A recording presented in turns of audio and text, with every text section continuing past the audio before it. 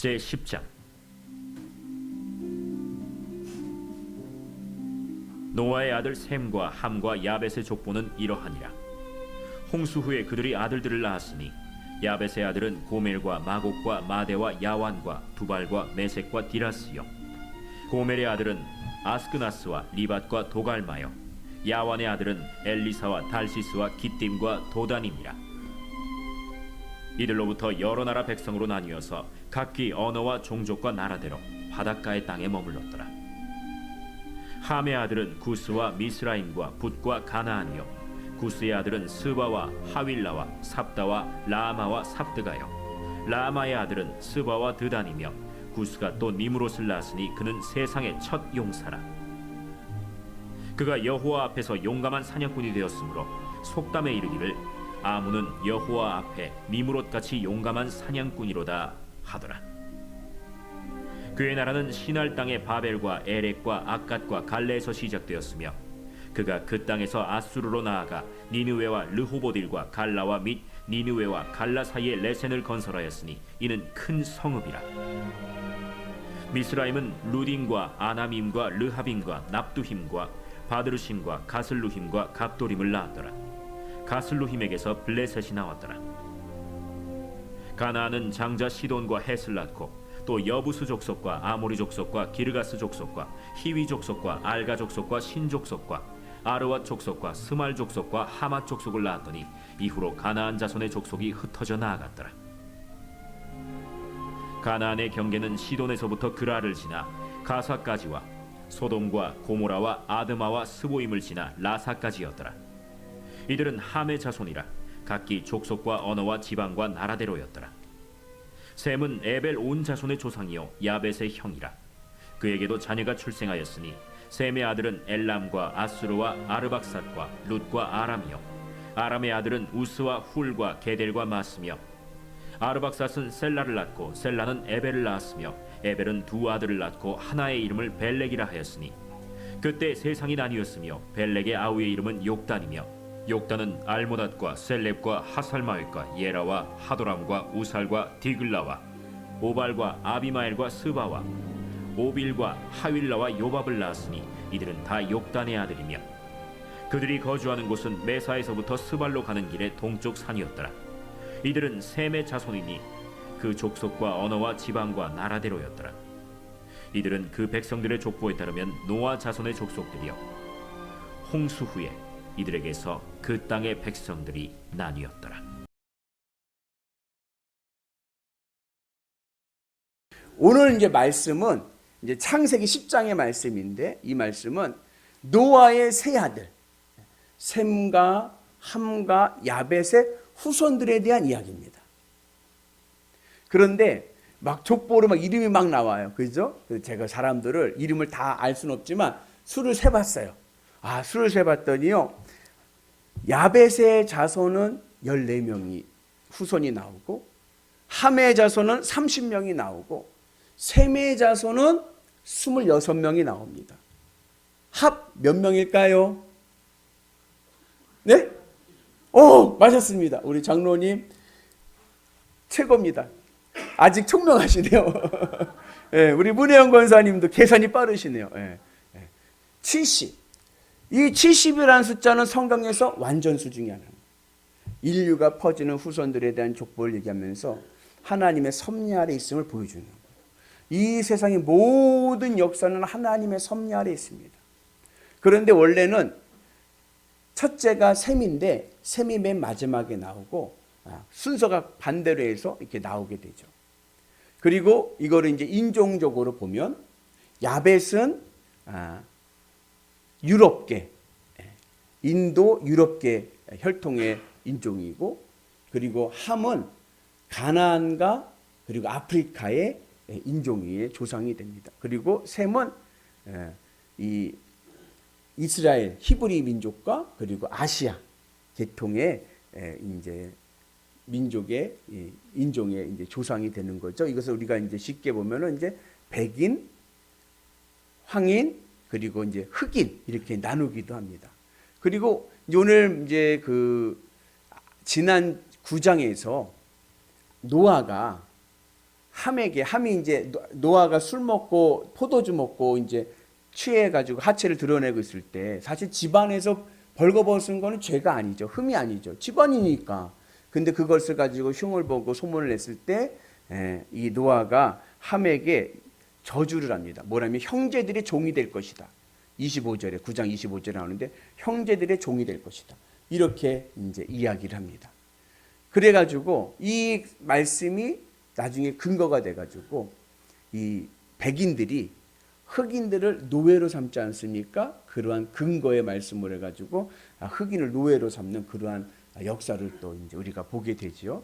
근데 저는 그 인종적인 이야기를 하려고 하는 게 아니라 영적인 계보를 통해서 우리가 좀 신앙적인 교훈을 찾기를 원합니다.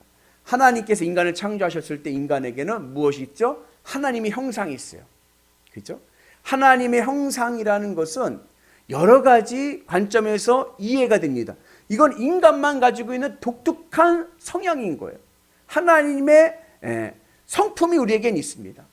그런데 그것 중에 중요한, 관계론적으로 가장 중요한 의미는 뭐냐면 하나님과 동행할 수 있는 임마누엘의 은혜인 거예요. 인간만이, 하나님의 형상을 닮은 인간만이 하나님과 교제할 수 있는 특권이 있습니다. 그래서 본래 하나님의 형상을 닮은 인간은 하나님과 임마누엘하는 것, 하나님과 교제하는 것, 하나님과 함께하는 것이 최고로 행복한 거예요. 그래서 에덴 동산에서 아담과 하와가 벌거벗고 그냥 에덴 동산을 경작할 때 아담과 하와가요 에덴 동산에서 무의도식한 게 아니에요. 하나님께서 경작하라고 해서 가꾸는 일을 했어요. 근데 그게 노동이 아니야. 그게 수고가 아니에요. 오히려 기쁨이 되는 거예요. 왜요? 하나님이 나와 함께 하시니까 이 에덴 동산을 가꾸는 게 기쁨이 되고 보람이 되는 거예요. 그리고 하나님께서 그 에덴 동산의 열매를 주심을 통하여 그들의 삶이 풍성해지게 됩니다. 그런데 선악과 이후에 이 아담과 하와가 이제는 판단하기 시작한 거예요. 판단하기 시작하면서 그들의 마음이 독사의 자식과 같이 된 거예요. 예수님께서 이스라엘 지도자들을 뭐라 그러죠? 이 독사의 자식들아. 뱀은 어떻게 다니죠? 가슴을 땅에 대고 살아요. 그죠? 그리고 창세기 3장에 보면 하나님께서 뱀을 저주할 때 뭐라면 흙을 먹을 것이라 해서 흙을 먹을. 선악과 이후에 인간이 마음이, 가슴이 이 땅에 붙어가지고 땅의 것으로 배부르려고 하는 거예요. 땅의 것으로 만족하려고 하는 거예요.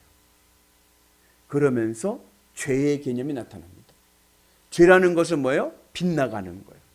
하마르티아, 빗나가다. 성경에서 죄는 빗나가는 겁니다. 우리의 마음이 하나님께 명중되어야 되는데 하나님께 명중되지 않고 세상 것에 꽂혀서 빗나가는 것, 이것이 죄인 거예요. 그러한 죄의 삶을 살게 되면서 인간이 어떻게 됐어요? 홍수의 심판을 받게 됩니다. 그 홍수의 심판을 받게 될 때에 하나님께서 인간을 보는 관점이 바뀐 거예요. 뭐로 바뀌었냐? 그전에는요, 하나님의 형상으로 봤습니다.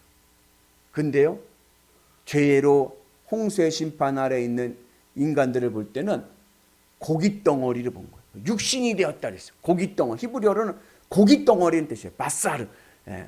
육신, 고깃덩어리가 된 거예요. 그러면서 홍수의 심판을 받게 되죠. 그리고 하나님께서 다시 언약의 무지개의 언약을 통하여서 이 노아를 통해서 다시 후손들을, 인류를 역사를 시작하는 것을 우리가 오늘 이제 보게 됩니다. 이 셈과 함과 야벳은 영적인 교훈이 있습니다. 셈은요, 이스라엘 백성들의 조상입니다. 기원이 됩니다.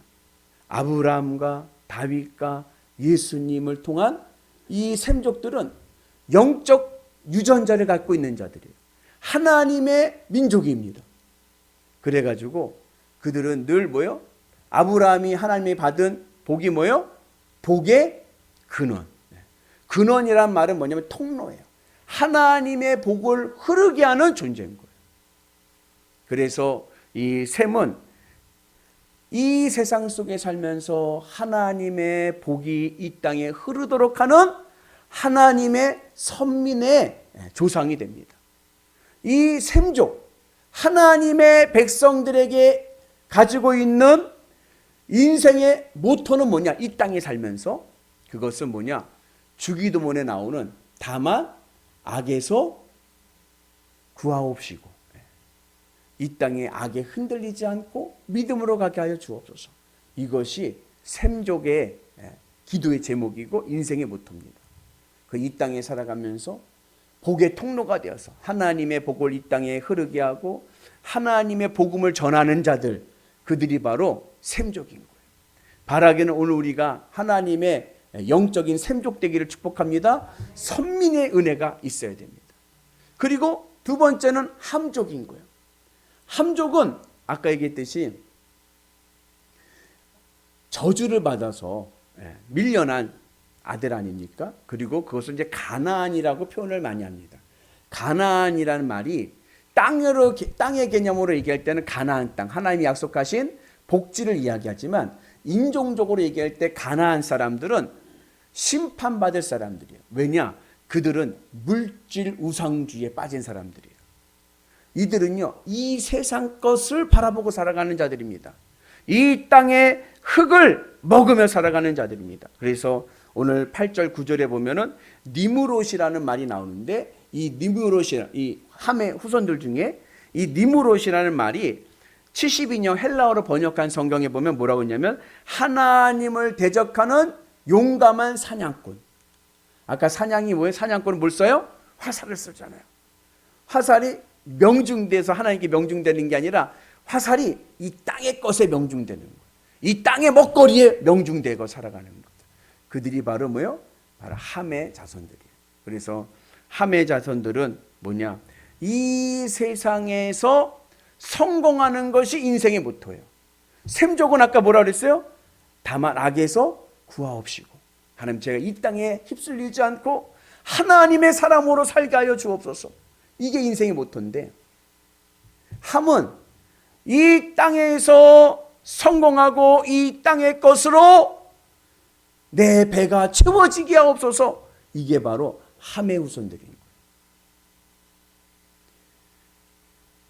그리고 세 번째 야벳은 막내인데 오늘 맨 처음에 나오는데 그들은 유럽의 인종인데 항상 성경에 보면 셈과 야벳은 같이 나옵니다.